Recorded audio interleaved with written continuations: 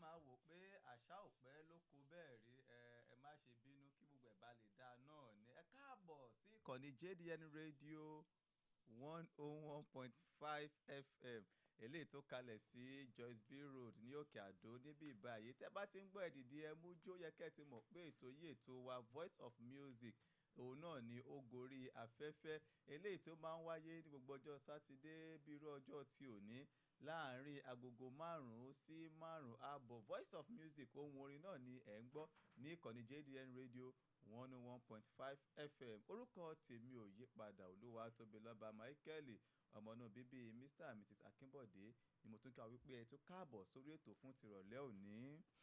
Yo. tó fi wọlé tún lágbára ṣé o ti ń ráàpù ní báyìí. mo fẹ́ ráàpù ní lónìí lórí. bóyá pé ìwọ lórí tá a gbé wá lónìí. kó lè mọ̀ pé lórí ni èmi náà lè kọrin yóyó. díẹ̀ náà upcoming náà tí ń bẹ̀rẹ̀ náà nìyẹn. ibi kan náà láti máa bẹ̀rẹ̀. All right, this is JDN Radio 101.5 FM and welcome to Voice of Music on JDN Radio 101.5 FM. Here we have a lot to discuss today as we are awaiting our guest. Yes, welcome to Voice of Music, where we give you back-to-back different type of artists, be it gospel artists, be it all this say what's one musician, and we ask them how they started and how is it going for them and the challenges that they face. So today, as we await our guests, we still have to keep you entertained. Okay, let's enjoy more music. Let's enjoy this music, Edide Mujo. Then by the time we come back, we'll just dive straight into the program. Keep it locked to JDN Radio 101.5 FM.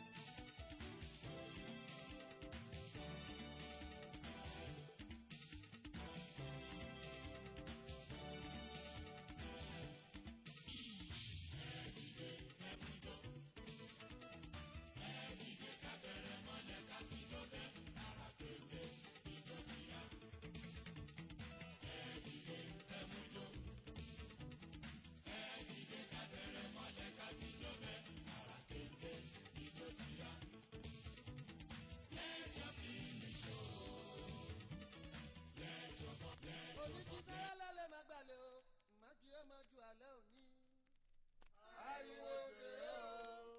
Àmàjẹ́ máa kọ́ òní.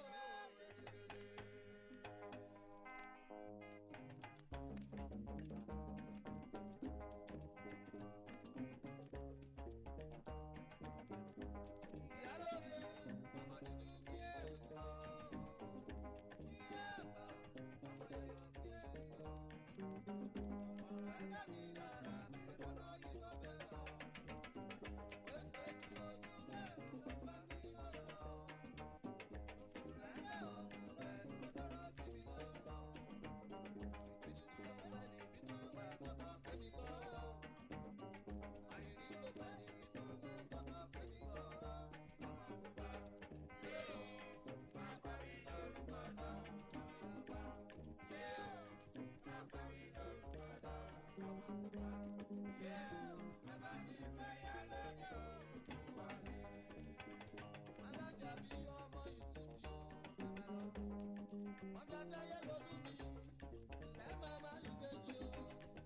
àwọn tó jọmọ pupa ó yẹ kó rí wọn ti máa wú báyìí pé èmi mà lọ ń kọrin kì í kẹ Ọmọlọ́lá o. àwọn tó jọmọ pupa mọra wọn ṣé mi jọmọ pupa báyìí ẹ dákun ṣé mo pupa. ṣé wọ́n wá dúdú báyìí. ṣé pupa náà ń pelé kò sówó àrówó ra kírímù ìwọ ó sì pupa gan jù mí lọ. àyọ wá nìyẹn. èmi ò pupa irú kíní wà. ìwọ tí wàá pupa torítorí ìyẹn tí wàá ń kọ́. a lè pe Arámidé lọ́mọ pupa àbí ká pe Aisha lọ́mọ pupa. You see, some songs entertain, but some songs teach, and some songs heal and preserve culture. Today, we want to celebrate a man whose guitar spoke wisdom, whose voice carried proverbs, and whose music became the heartbeat of Yoruba high life. And who is that person? The legendary Dr. Orlando. Oh, whoo! I expect you to clap now. Dárúkọ èèyàn tó giant tó legendary bẹ́ẹ̀ yẹn. You're welcome, our good, beautiful listeners. Welcome once again to another rich and exciting edition of Voice of Music, the program where melodies meet memories and legends never fade. Yes, this is where we talk about them. And today we journey into the life of one of Nigeria's greatest high life icons, a man that is fondly called King of African Music by many admirers. That's the unforgettable Orlando Owo. What do you have to say about him, Orlando Owo? Tá a bá sọ̀rọ̀ nípa Dr. Orlando Owo, orúkọ wọn ní kíkún òun ni Stephen Ọládipúpọ̀ Ọláọ̀rẹ́ Owo. Wọ́n jẹ́ ọmọ bíbí ìpínlẹ̀ Ọ̀ṣun tí a bí ní kódà ọjọ́ Valentine kọ́ láti ẹbí bàbá February 14 ni a bí bàbá ní ọdún 1932 ní ìpínlẹ̀ Ọ̀ṣun ní orílẹ̀-èdè Nàìjíríà níbí. Láti ìbẹ̀rẹ̀ ayé wọn orin kọ́ ni wọ́n fi bẹ̀rẹ̀. Lọ́pọ̀lọpọ̀ ìgbà láti interview àwọn olórin wọn ní àti kékeré ni mo ti bẹ̀rẹ̀ orin àti inú ìròyìn ṣùgbọ́n àwọn ò bẹ̀rẹ̀ láti inú oyún o. Wọ́n ti ṣe ọ̀pọ̀lọpọ̀ iṣẹ́ oríṣiríṣi gẹ́gẹ́ bí ọmọ ọkùnrin àṣà jẹun. Wọ́n ti ṣe ọ̀pọ̀lọpọ̀ iṣẹ́ oríṣiríṣi kí ó tó di pé wọ́n wá mú iṣẹ́ orin kí wọ́n tó mú ní ààyò. Tá bá ń sọ̀rọ̀ nípa Dr. Orlando Owo, wọn ò ṣe é fọwọ́ rọ́ sẹ́yìn. Tá bá ń sọ̀rọ̀ nípa àwọn tó wọ́n ń kọrin ìjìnlẹ̀ Yorùbá tó mú ọgbọ́n wá, tó mú ìṣítí wá, ọ̀rọ̀ pẹ̀lú òwe. Tá bá ń sọ̀rọ̀ nípa gìtá kódà wọn ò ṣe é fọwọ́ rọ́ sẹ́yìn. Bẹ́ẹ̀ ni yàtọ̀ sí yẹn wọ́n jẹ́ má lè gbàgbé nínú àwọn tí wọ́n kọrin highlife ní pàpàjọ ní ti Yorùbá.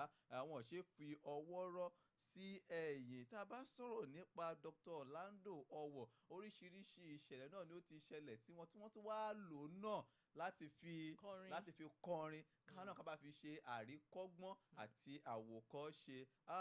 Tá a bá kí ni ìṣẹ̀lẹ̀ tí ó ṣẹlẹ̀ sí Dr. Orlando gẹ́gẹ́ bí ìtàn ṣe fi yé wa. Ìtàn fi yé wa wípé ó ní ṣe pẹ̀lú pé bóyá bí yóò tọ́ ni o àbí rán pé wọ́n ní ó ní ṣe pẹ̀lú bí egbògi olóró àti bẹ́ẹ̀ bẹ́ẹ̀ lọ. Ó lè ló wá mú kí wọ́n lò bí fún ìgbà díẹ̀ ní Kirikiri ní ọgbà atúnirọ ní Kirikiri ní ìlú Èkó. Ṣùgbọ́n nígbà tó wá yá wọ́n padà tú wọn sílẹ̀ nígbà tí wọ́n wulẹ̀ rí ẹ̀rí tó dájú láti fi ìdí ẹ̀ múlẹ̀. Ṣùgbọ́n ní ìwọ̀nba tí wọ́n lò ń bẹ̀ náà kábíyèsí Ọlọ́run, ní ìwọ̀nba tí wọ́n lò ń bẹ̀ náà wọ́n ti kọ́ ẹ̀kọ́ lóríṣiríṣi. Tẹ́ bá rántí orin wọn kì í ṣe kíní kan lálágbọ̀n bẹ́ẹ̀ ni wọ́n kọ́ ẹ̀kọ́ ní oríṣiríṣi. Lára àwọn ẹ̀kọ́ tí wọ́n kọ́ àti ìrírí tí wọ́n rí òun náà ni ó mú wọn tí wọ́n fi orin tí wọ́n fi kọ orin kí àwa náà ká lè fi ṣe àwòkọ́ṣe. Ọmọlọ́lá o. His songs were not just music, they were live teachings. And what are those things that made his music special? One thing listeners loved about Orlando Owo was his ability to turn everyday experiences into timeless songs. And he sang about love, about betrayal, about friendship, about poverty, about success, human behavior, culture, and morality. So his lyrics carried wisdom that both young and old could relate with. And many people called him the philosopher of high life music. And his music was rich with Yoruba proverbs and deep reflections about life. Let's enjoy some of that music. Let's enjoy Experience by Dr. Orlando Owo.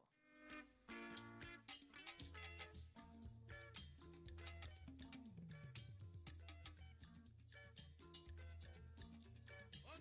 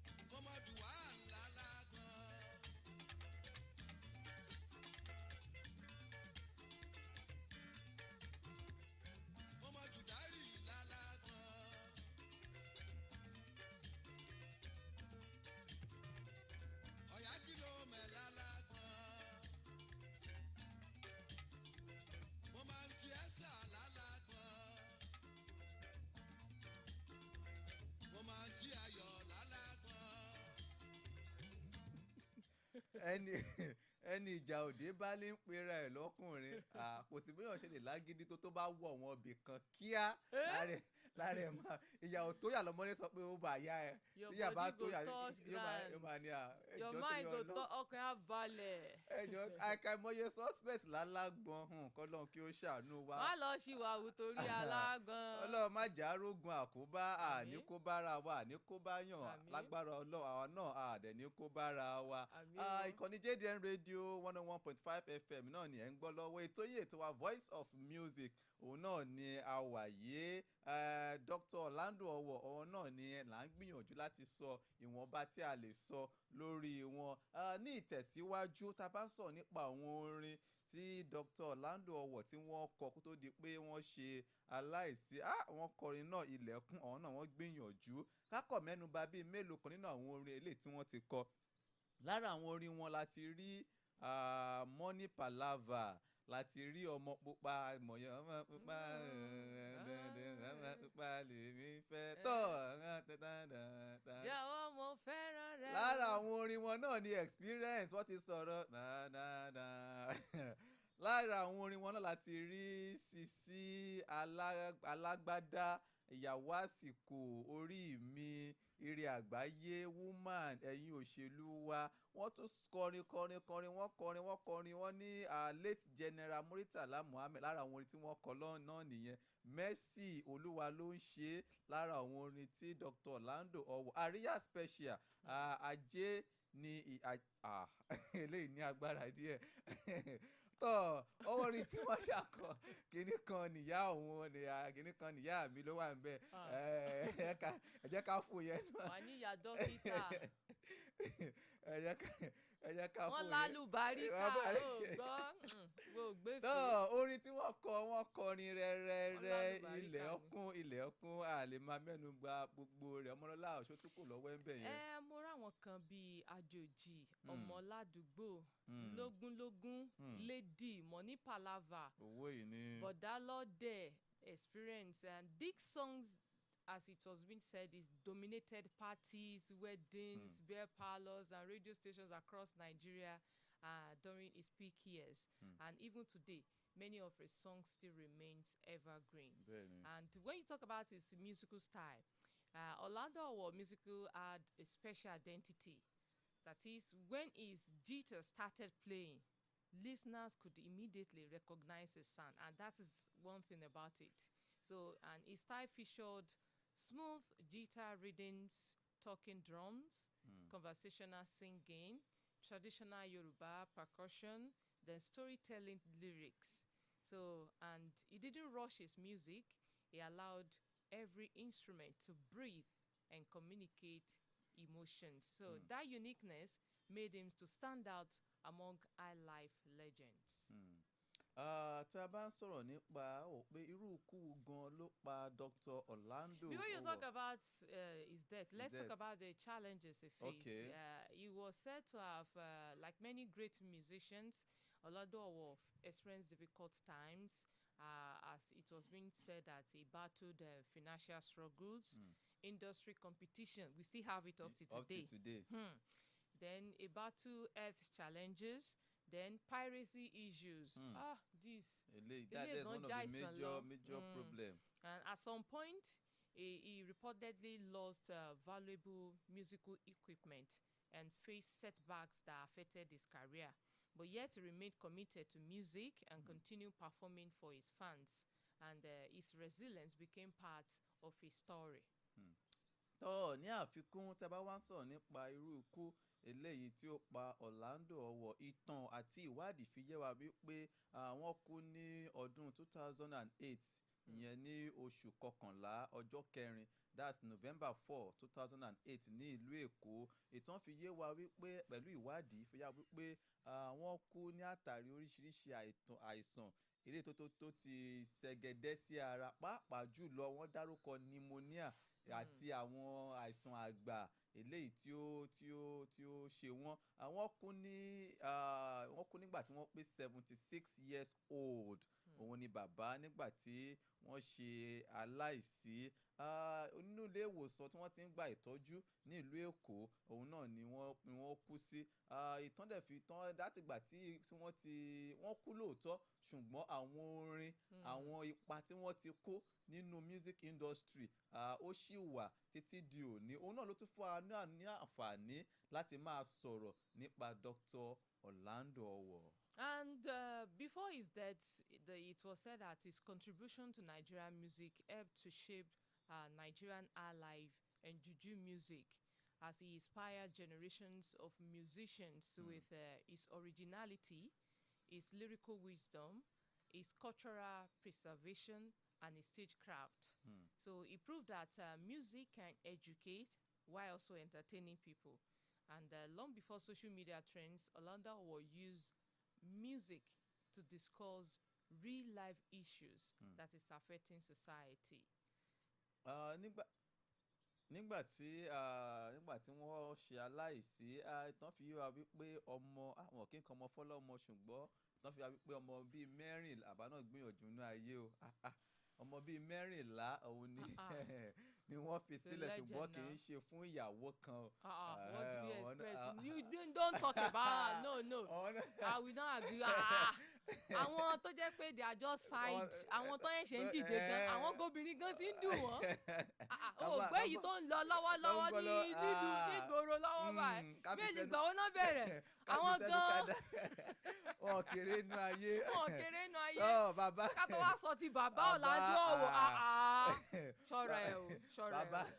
Bàbá wọn gbìyànjú, wọ́n try náà. Ọmọ bíi mẹ́rìnlá náà ni wọ́n fi péré. Wọ́n fẹ́ bímọ tó pọ̀ jù náà. Péré náà ni wọ́n fi sílẹ̀ sí ayé lọ. Dr. Orlando Owoh náà ni a mú ìwọ̀nba wá. A lè sọ ìtàn wọn tán. A lè sọ tó pọ̀. No, pọ̀. And as it's being reported, he said that his song are still being played on radio stations, at traditional ceremonies, even during cultural events by lovers of old school and highlife music. Gẹ́gẹ́ bí ìta náà ń ṣe lọ́wọ́lọ́wọ́ yìí. Yes. Dr. Orlando Owoh náà ni a mú ìtàn wọn wá.